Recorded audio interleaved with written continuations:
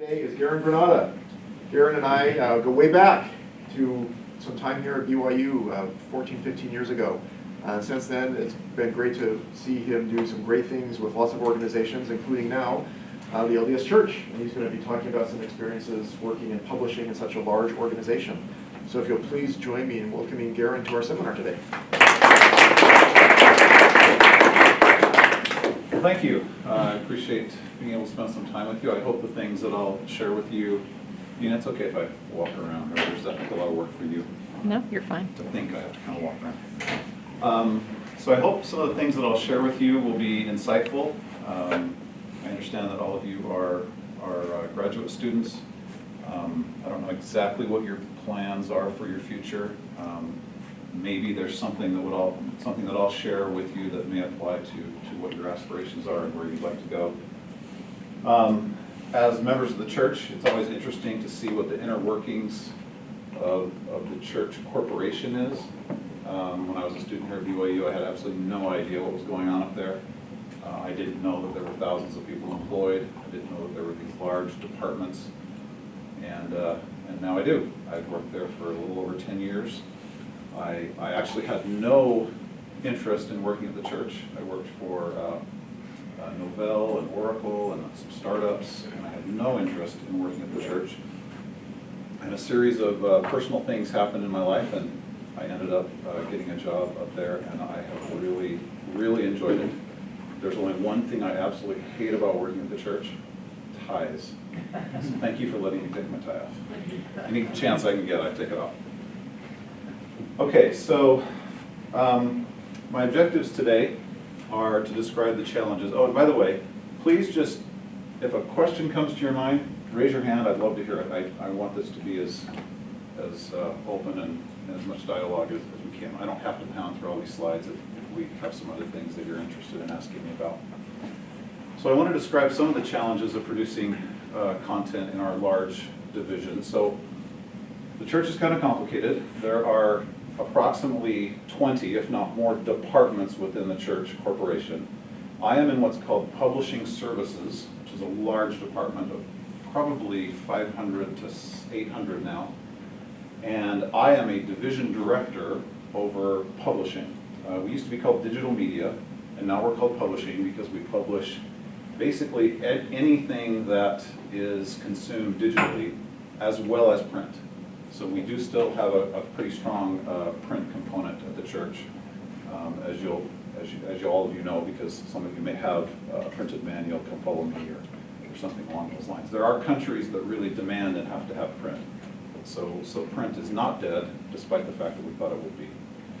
And then I would like to share partly the strategy and sort of what approach I'm using to make a major paradigm shift within my division. And I'll share some slides of what my division looks like, so you can get a sense of how many people excuse me, I lead and manage. And it's difficult because a lot of these people, the church is an interesting place to work because you have a lot of people that have been there since 1972. And they're starting to retire now, and that's good for them. But it's also good because a whole new generation of younger people, people who think differently, people who want to approach problem solving differently are now coming up into the ranks of leaders, managers, directors, and that's a really good thing. I think that's what the Lord wants. So this monolithic building is where I work. My cousin, who is not a member of the church, said, "That is the scariest looking building. What do you do in there?" He said, "It looks like there should be guns mounted on the top to defend it or something." And I said, no, about half the people in that building are working, the rest are watching YouTube. No, I'm kidding. So there's really a lot that goes on in this building. About every 2 floors can be a department. We're off on the east wing, which is right over here. Probably some of you don't know. This is the west wing. We're over here in the east wing. And I do have a building across the street where I have a lot of designers. So this is where I work, and I live in Lehigh, so unfortunately I have the worst commute. Well, almost the worst commute ever. So I don't know how many of you can see this. I know this is really fine print, but I wanted to give you a sense of what we make. So these are the categories of the content that we produce within my division. Actually, this is more than my division. This is actually our whole department, Publishing Services Department. My division is pretty much from this line over, if I got that right. Actually, sorry, I do not have audio and video. That is a separate division. So like Book of Mormon videos is done by my counterpart, Scott Smiley and his division, and they're here at the MPS, which is just right over here in Provo. So this will give you a sense of what it is we make, what we produce. We have teams around many of these areas of work, and I'll show you kind of what that looks like. So I know that maybe to members of the church, you would just kind of imagine that the church entity is all one big happy family of people who just make really inspiring stuff. And the church is divided in so many ways that we have the same political and cultural challenges that any large corporation would have. I worked at Oracle for a few years before I came to work at the church. And I did never work for IBM, but I got the impression that people that had worked at IBM, it felt like what it feels like to work at the church. Very big, very bureaucratic, a lot of red tape.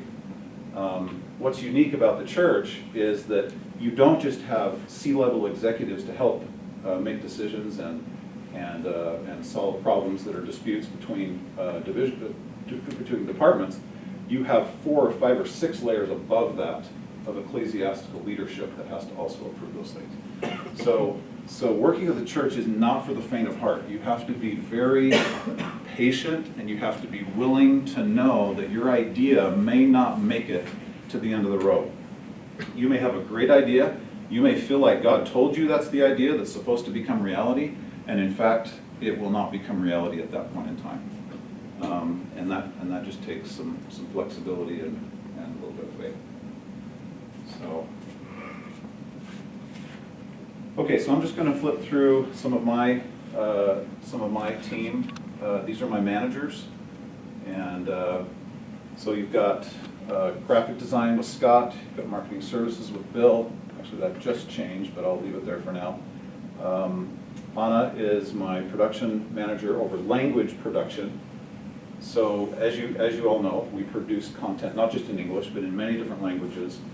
And we have design teams that have to take that content and custom form fit it into the design of whether it's a web page, a piece of mobile content, a printed manual, a poster, a t-shirt, whatever it is.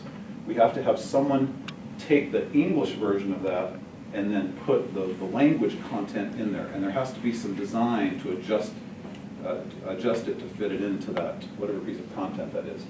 And so both Anna and Mindy are in charge of that. Mindy used to have the whole team, and it was really unfair to her. It was double the size of most of the other teams. And she did a great job, but I had a chance to bring Anna on, and I'm really excited to have both of them work together in 2 different divisions.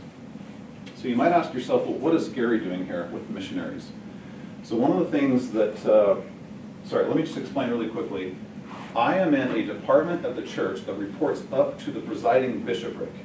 So none of the members of the 12 or the first presidency have very much to do with leading my division or my department. We take our orders from the presiding bishopric. And I don't know if you know this, but there's kind of a balance of power, a check and balances between the ecclesiastical side of the house and the operational side of the house. So the bishopric is independently empowered to question and help guide the ecclesiastical side of the church to make good business decisions. So obviously you can imagine the first presidency trumps all of that, but the first presidency will listen very carefully to whatever it is that the presiding bishopric wants them to consider and wants them to be aware of in terms of the business of operating the church.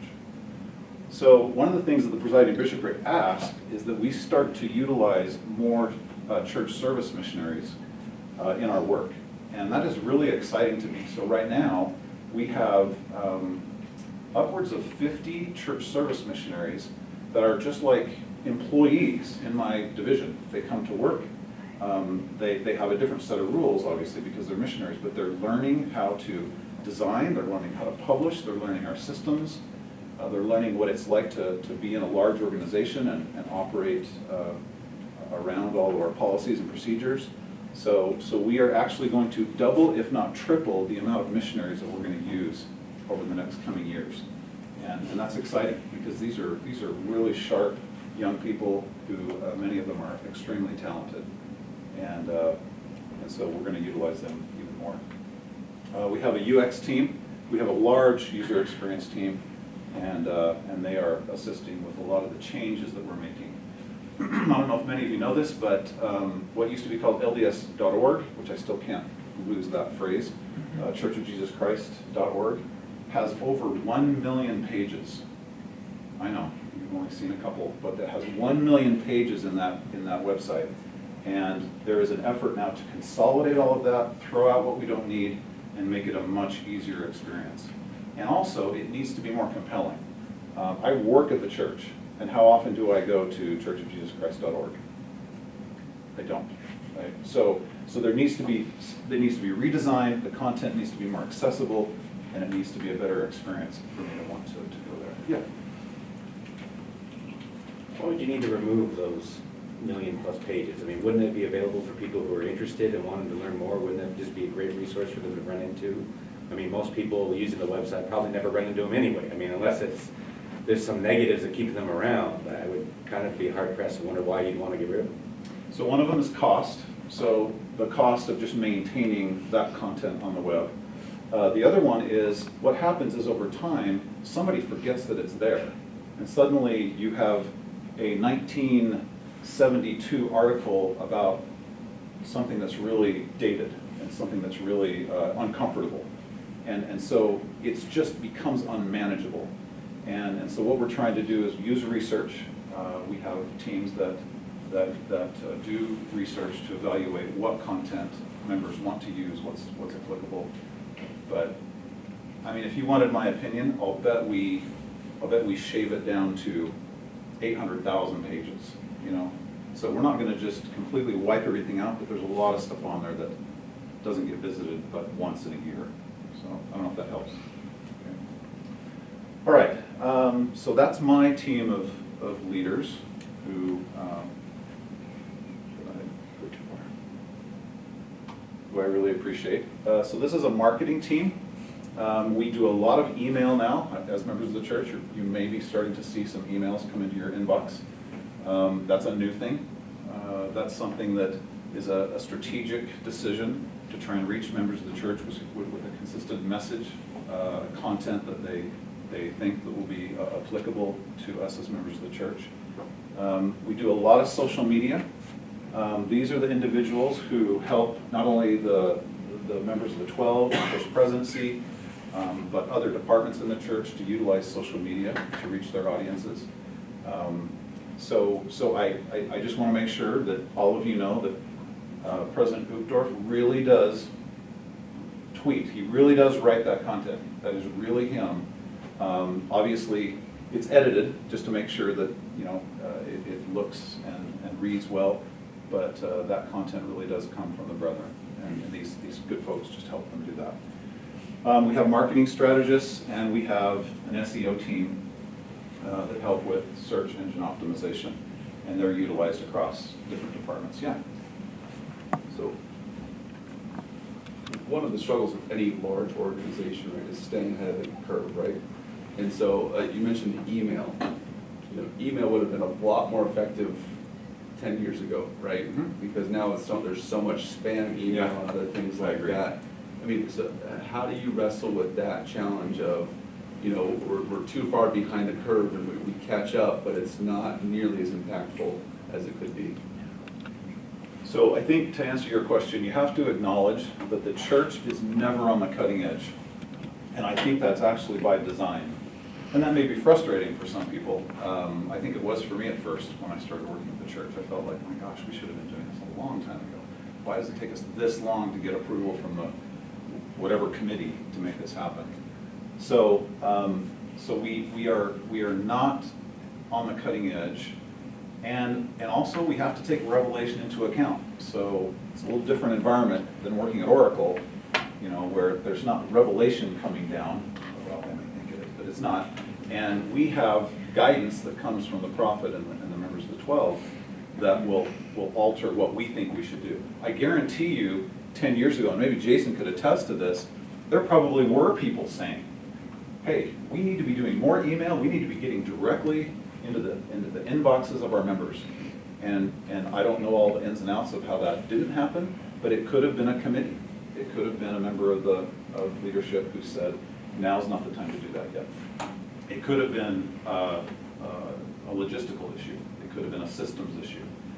So, but I think if I'm understanding your question, a large organization is really hard to be nimble because it's just this lumbering elephant, and you've got so many parts that it's really hard to be innovative and breaking barriers and staying ahead of the curve. But we just kind of accept that. I don't mean in a negative way. I don't mean that we throw our hands up and give up. I just mean we recognize that it takes a lot to move things in a large organization. And it doesn't mean that these individual people can't do something innovative and forward-thinking in their space, because they do. And they'll come to us with a great idea of doing something with social media that we haven't done before. But at times, if something is across the membership of the church on a global scale, then the organization gets really conservative. And so that's why we see, I agree with you, we should have been doing email a long time ago. But actually, the research shows that email is still one of the most effective ways for companies to reach their clients, even today. So. Okay, UX design, I'm not going to spend a lot of time on this. Do you guys study UX design, or is that not in this department? Do you know UX design? Yes. Okay. They're going to say probably no because they're taking it next semester in my class. Oh, okay. So to be announced soon, I guess. Okay, well, to come. Okay, well, you didn't pay me to say this, but UX design has saved our bacon. I can't even imagine the amount of times that they have saved us, because UX design helps us make sure that what we're doing will meet our objectives, and the product coming out the other end will be effective. And without that kind of thinking up front, we go off and we spend all kinds of money and we make something that doesn't work. And so UX design is something that I'm a huge fan of, and it's taken us a few years to get traction with the church organization to see UX as something that is extremely valuable. And they've crossed that threshold now. They are brought in on most major projects very early on to make sure we're barking at the wrong tree. We're making the right product for the right reason. Publishing design, these are our graphics designers. The exhibits and experience design team, they are right out here in Provo, over there by Movies 8. Is Movies 8 there anymore? Anyway, over there where the MPS is, Motion Picture Studio. They do really fun things.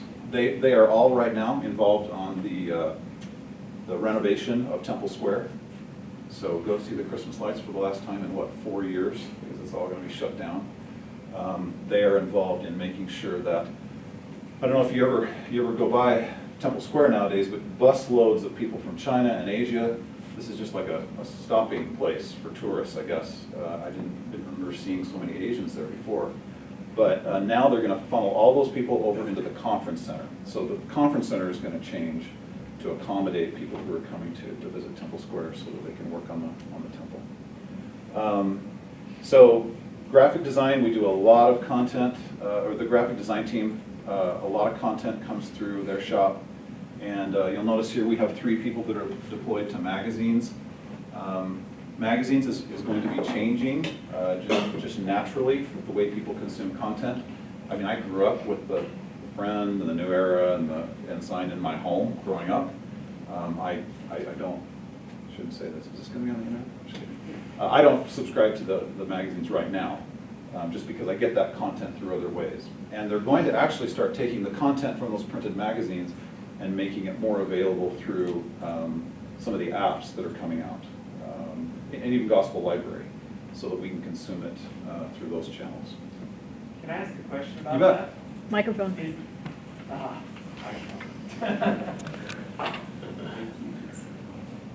so, is there any, can you tell us the inside scoop, is there any reason for us, other than maybe our children, but once my children are gone, any reason for us to still subscribe to the magazines? Like, does financially that support your division? Do you need a certain number of paper subscriptions to keep things going? Or if we all went digital, that wouldn't crush you or anything like that? No, not at all. Okay, cool. Nope. So the church, so write this down, the church is nonprofit. We're not out trying to make money. Well, yeah, but there's, But I know what you're asking me. Yes. Would that affect the because we organization? support the church in lots of Yeah. ways. Yeah. No, that would not affect anything. Obviously, the magazine team would want me to say they want you to consume their content because they do put a lot of effort into those magazines. And they're very well designed, and some of the articles are extremely well done. But what we don't want to do is have that be the only way you feel like you can have the most important information that comes from Temple Square, right? We want you to be able to get that content through lots of other channels, because there's just no way, you know, my 22-year-old is going to subscribe to a magazine. She's just not going to do it. So we have to accommodate getting those messages to the right people in the right places the way they want to consume it. So appreciate that question. Oh, I went ahead, I guess, to editing. Everything comes through the editing team.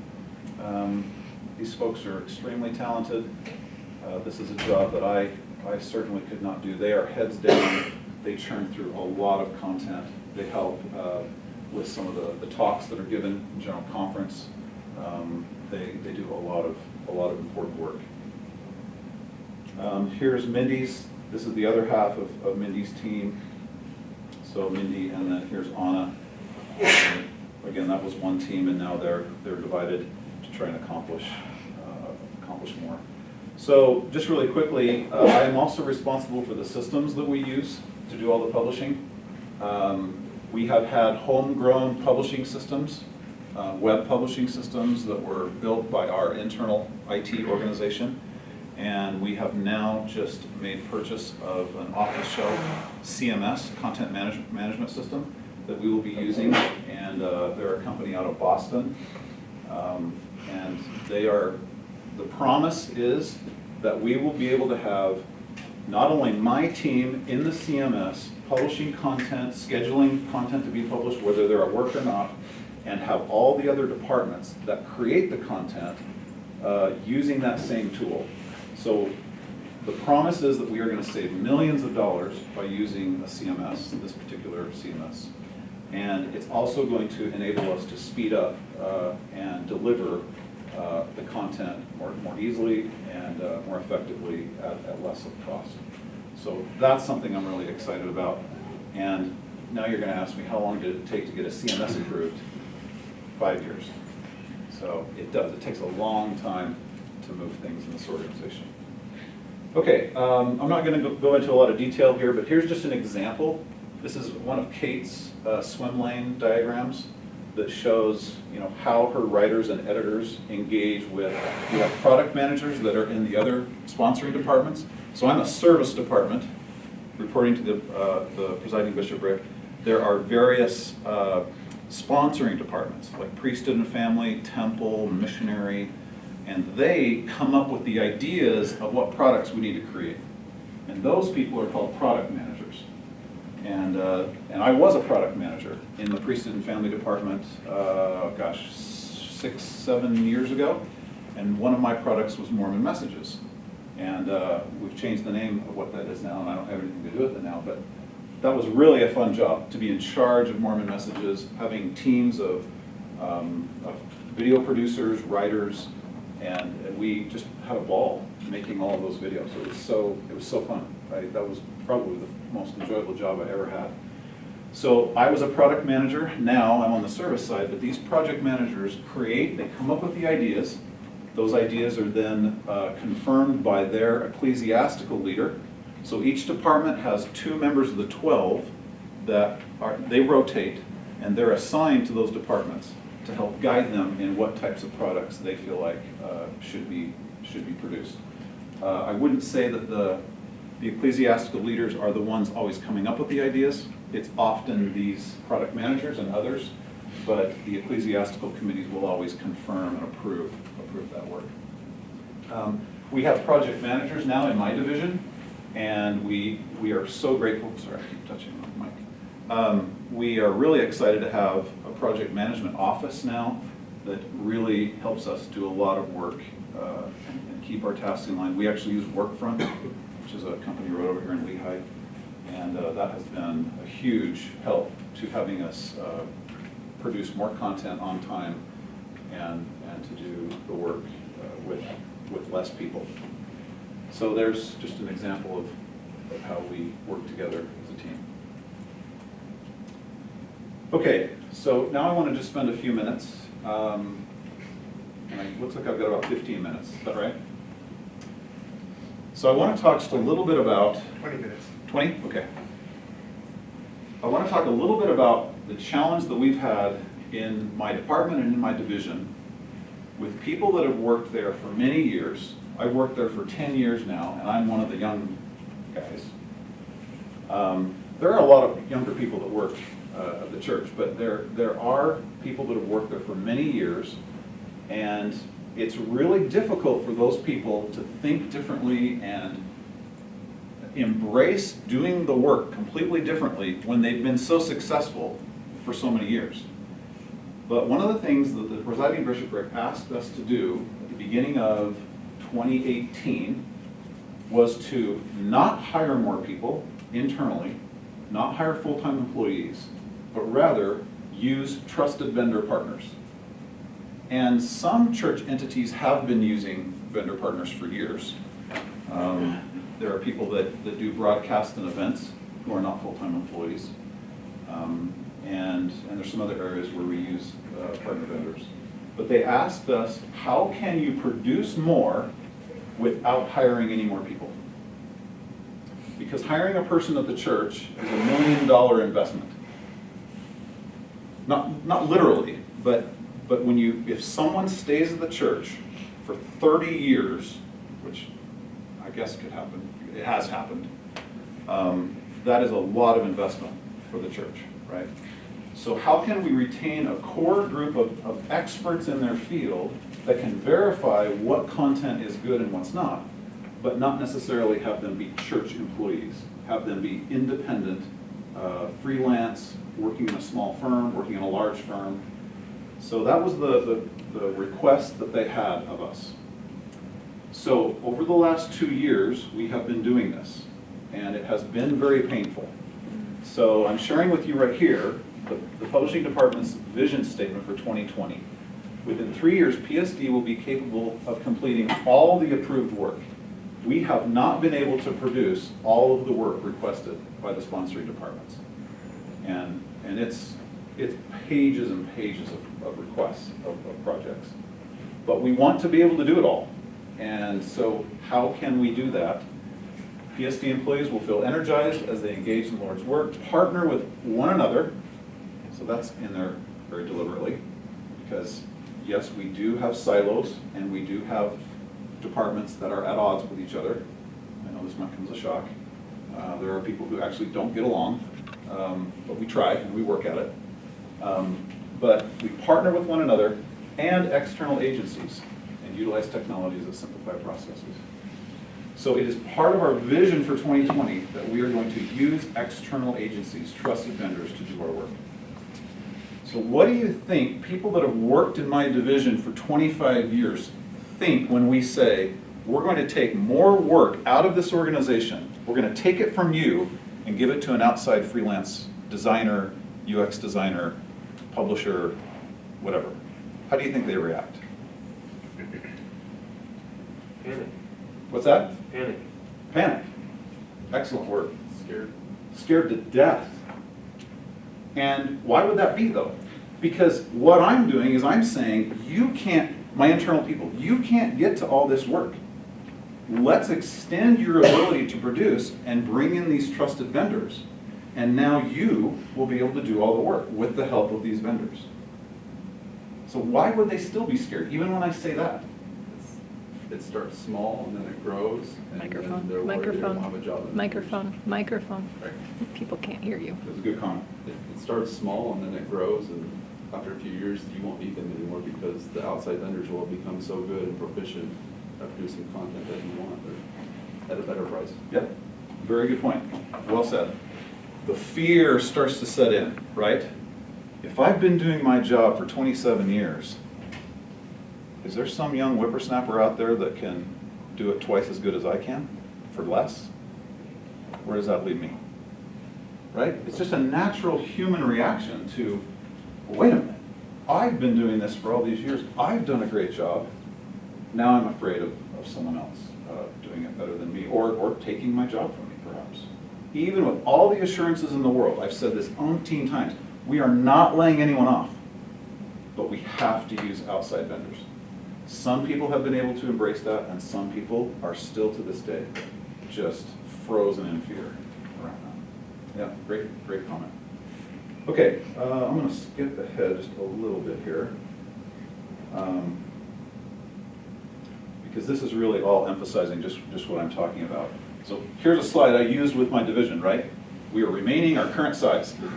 You're not losing your job, okay? But we have to do the majority of the work with our vendor partners.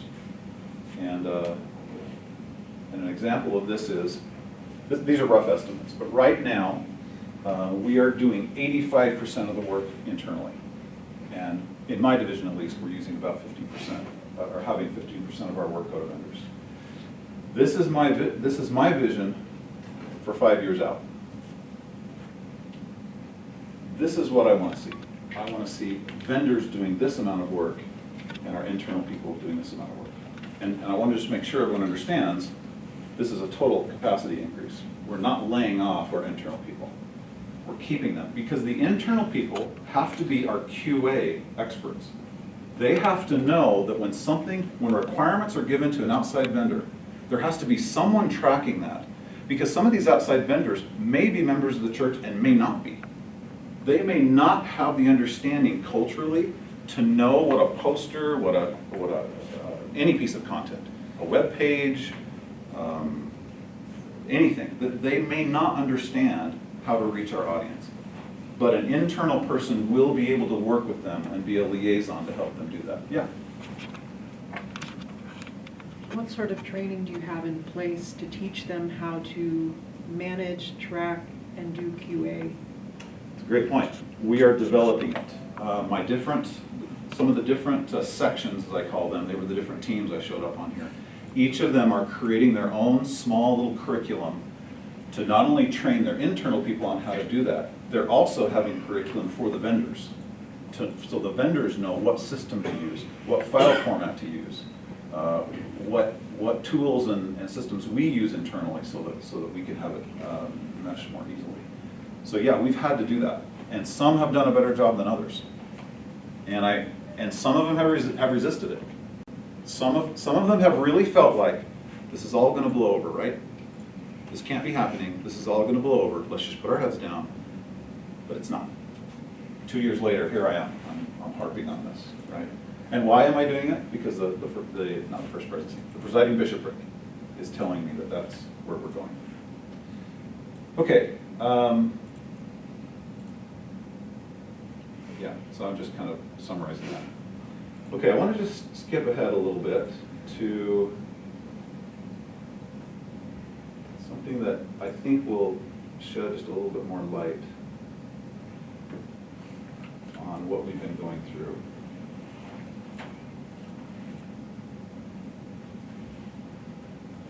Okay, so in some articles that I've been reading in making transformation or change within an organization, there's a lot of research, it's awesome. According to the Boston Consulting Group, thank you. 85% of companies have undergone a transformation. 75% of them failed. Even in the short term, they failed. That's astounding to me. It's because many times we're focused on the outward changes when we may need to be focused on the inward changes of the individual people. So we all have invisible fears, insecurities. These thought processes, these fears, generate thoughts that keep us stuck. And this is what I witnessed in my division. These are, let me go back. These are people who are extremely creative, they're very sharp, they're well educated, but when suddenly someone asks them to change everything, fear sets in, like we were talking about a minute ago. And insecurities about jobs, like you mentioned. And when that starts to happen, we start to utilize the reptilian brain more than the frontal lobe. And so what starts to happen is we start getting locked into the ways we do things. And our behaviors are comfortable to us, what we've been doing for a long time, but we may be holding on to behaviors that are not serving us well and not serving the organization. You may find this a reflection of yourself at times. It is for me. I don't love change. So in terms of shifting from an outward focus to an inward focus, most companies will pay more attention to how are we doing the work. Let's introduce a new policy. Let's introduce a new system. Let's give everyone a new tool. Let's use the change. Let's implement the change on the outside. And that gets you so far. But what I witnessed in my organization is that we made all these outward changes, but internally, many of my people were still saying, I am not going to do this differently because I'm scared to death. And little attention was being given to how my people feel and what they think. And this was a huge wake-up call for me, because what I thought was happening is my people were just being obstinate, they were being resistant, they were being rebellious. I'm like, guys, how many times do I have to say this? We're going to change how we do our work. But what I wasn't doing is focusing on what are they feeling? What are they actually thinking about this?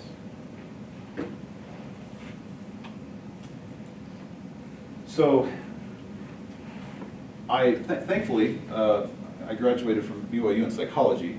I thought it was nothing more than a leaping place to go to law school, but I ended up spending a summer with a lawyer, and I decided I didn't want to do that. So transformation really creates a lot of feelings and thoughts inside of our people, and the only way you're going to get to that is through a lot of engagement and a lot of listening. And I love my job, but if you were to follow me around for most of the day, you would think I was a counselor or a therapist because I'm just talking to my people. Now I'm giving them direction, I'm answering questions, I'm settling disputes, things like that. But really what I'm doing is I'm listening to their concerns. What is it that they're afraid of? What are they resisting? So business transformation many times is built around these things. And these are necessary. But if that's all you're focused on, people aren't going to change. That's where that 75% comes from the Boston Consulting Group.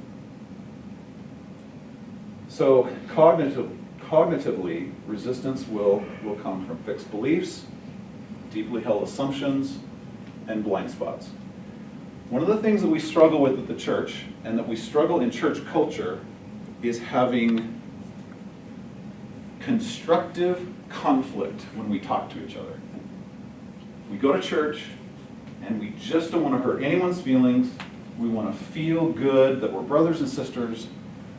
But the problem with that is there are conversations we're not actually having. And we think that if we're having any kind of a disagreement, that that's an unhealthy conflict. It's absolutely the opposite. When we disagree, but we're not disagreeable, when we voice our concerns and our thoughts, but we do it respectfully and with love, that's where goodness and solutions emerge from. And that is something that I have witnessed at the church, in the church corporation, more than any other company I work for. I mean, you can imagine working at Oracle, apart from profanity in major meetings, right? They do that all day long. Everyone is openly in constructive conflict, right? That's how they operate. And that's been a challenge here at the church because we need more of that. And then emotionally, resistance arises because of fear and insecurity. And that's just a natural response to self-preservation. Our mind is trying to protect ourselves, right? So that's what a mindset is. And I'm just going to skip ahead just a little bit further here. So there's this term called immunity to change. And this is what I witnessed in my organization. That some of my folks, even though I think maybe they wanted to embrace the change, it was like they had a disability, like they weren't able to do it. And I think this was developed because of this fear. So one of the things that we do to combat the immunity to change is we try to understand what are my folks' motivations? What do they really want? They have to be able to challenge their own assumptions. What thoughts or ideas are you holding on to that are no longer relevant? And then we have to push beyond our comfort zones. And for some people, this is more easily done than others. But it's really a struggle. So I think I want to just kind of stop right there and maybe open it up to some questions, because I think I'm almost out of time. But yeah.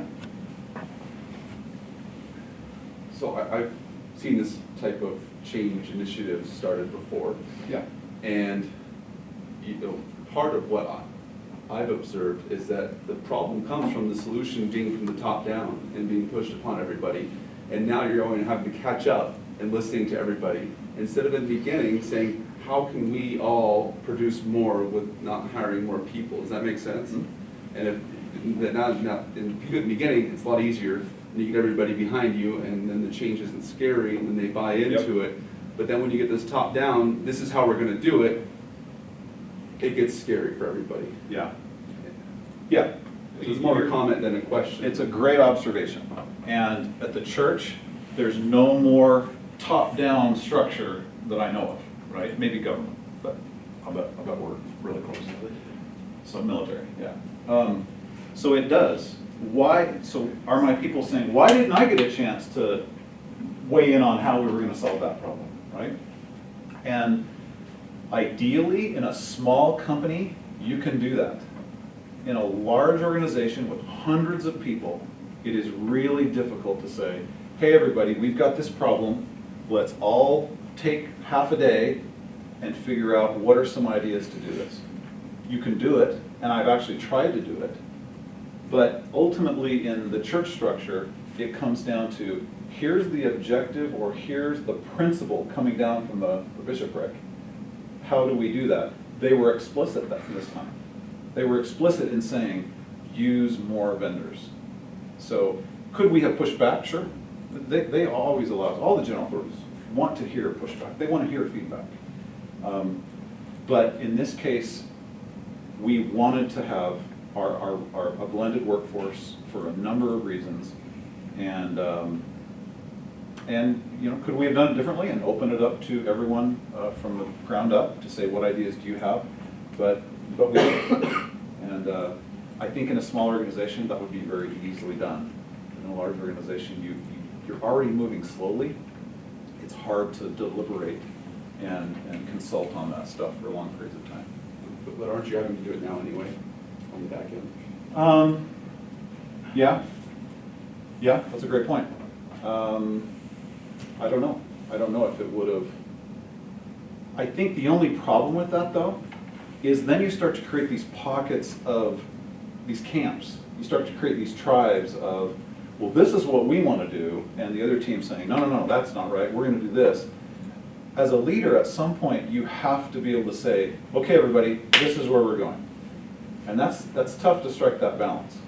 But I think in this case, enough years had gone on where the bishopric and other leaders were gently asking us to do this, and the resistance was so stark that I think finally it came to a point where we're doing this. So leaders, just do it. But great observations. Yeah, I like it a lot. Yeah. My associate Brett stole most of my thunder. I was going to make the same comment. So,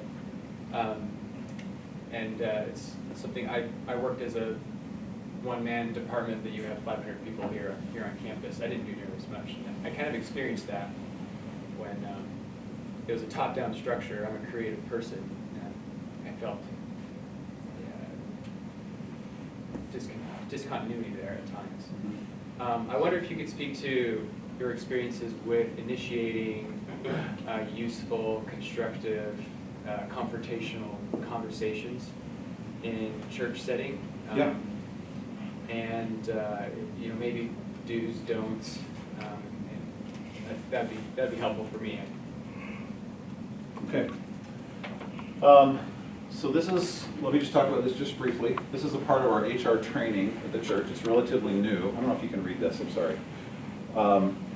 But maybe just look at this bell curve up here. So the idea is, it all depends on the level of trust you have with someone you're engaged with, right? When there's low trust and high stakes, I don't see the high stakes, but when there's low trust and high stakes, you either have one of these two responses. You either have passive agreement, which is rampant in church culture, right? Because we're all trying to be nice to each other, which is good. We're trying to become like Christ, but Christ had boundaries. Christ had constructive confrontation, okay? Or we have just blatant contention, which then, now we're not using the rational part of our minds. Now we're just using emotion and defensiveness, right? So the goal is, how do you create and invite this so that the best ideas are coming out? All of the issues are being put out on the table, right? So this disagree without being disagreeable. You're focusing on getting, if any of you have, I just forgot the name of the program. We took this training years ago where you, Crucial Conversations. Those guys are from Utah, and that is an excellent book and an excellent program. It really is teaching you how to do this right here. But that type of interaction requires patience, it requires diligence, it requires study. When I've had to go into some rooms with some of my managers who are adamantly against something I'm trying to propose, I really will study this stuff and realize, okay, I'm going to feel these emotions, I'm going to feel anger and defensiveness. Just let that go to the side and focus on what is the common goal we're all trying to get to here. And that skill has served me my whole career, even at the executive levels. I've had to employ that type of thinking, just to make sure we're having productive conflict and we're reaching the best solution. Does that help at all?